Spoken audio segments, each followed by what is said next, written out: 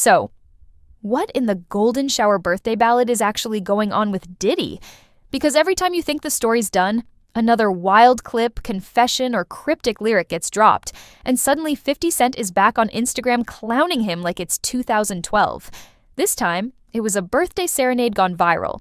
But let's be real, this whole situation with Diddy being on the DL has been brewing for years, and 50 has been one of the loudest, most unfiltered voices dragging him every step of the way.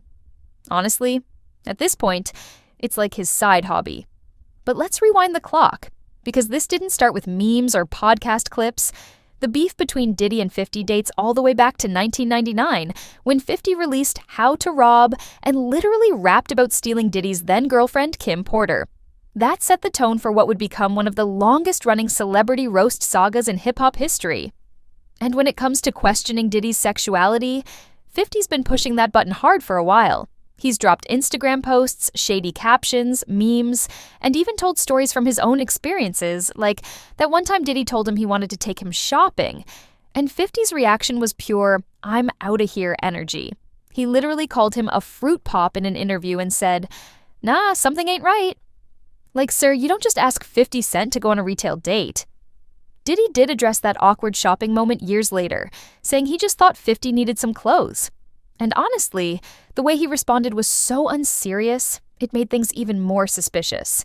Why you mad? Why you hate? Loves me. Do y'all really can't have see a it? beef? I mean, y'all can't see it. No, we can't see Y'all it, can't man. see that he loves me? But see, You really, hold on, you really think that's hate?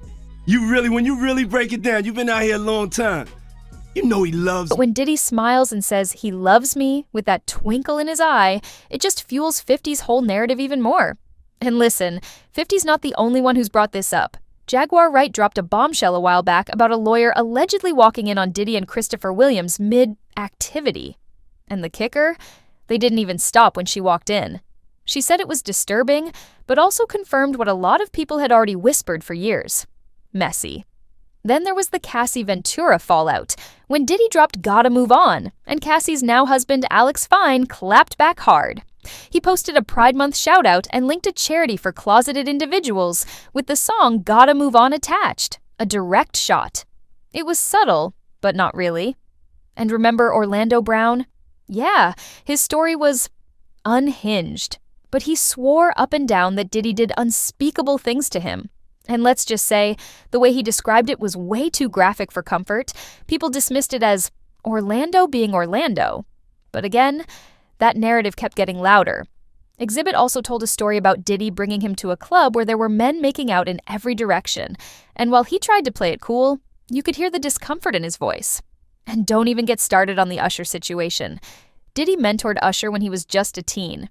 And Usher has hinted before that he saw things he probably shouldn't have during that time.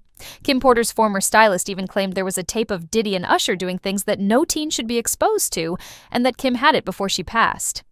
Like, y'all, that's not just gossip. That's dark. Diddy's former bodyguard Gene Deal has been another one out here airing out all the secrets. He said he once watched the door while Diddy and another man ran out of a hotel room naked.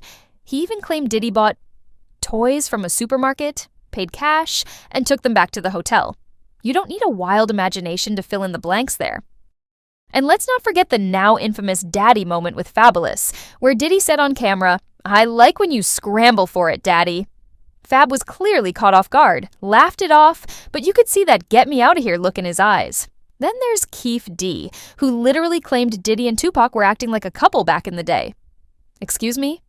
At this point, it's like, where there's smoke, there's a fire, and Diddy's entire reputation is basically sitting in a smoke machine. He's never directly confirmed or denied anything, but his own lyrics, like the one in Hope where he raps over a scene of two men embracing, seem to intentionally blur the lines. And, 50 is gonna have a field day every time something like that happens. This man lives for the shade. His Instagram has basically become the TMZ of petty. So the question is 50 doing too much? Or does he actually have a point? Is this trolling gone too far? Or is it years of industry secrets finally bubbling to the surface? Because this goes way beyond 50 Cent and his Instagram roasts. The number of people with stories, side-eyes, and soft confirmations is getting real uncomfortable. What do you think? Is 50 just being petty for clout? Or has he been trying to tell us something this whole time? Do you believe Diddy's "I'm just generous" vibe? Or is there something way deeper going on here? Drop your thoughts in the comments, because honestly, the tea is scalding. And if you thought this was wild, you better believe the next video is going to take it up even further. Don't forget to like, subscribe, and hit the bell so you don't miss a single drop. I'll see you next time. Stay messy, my friends.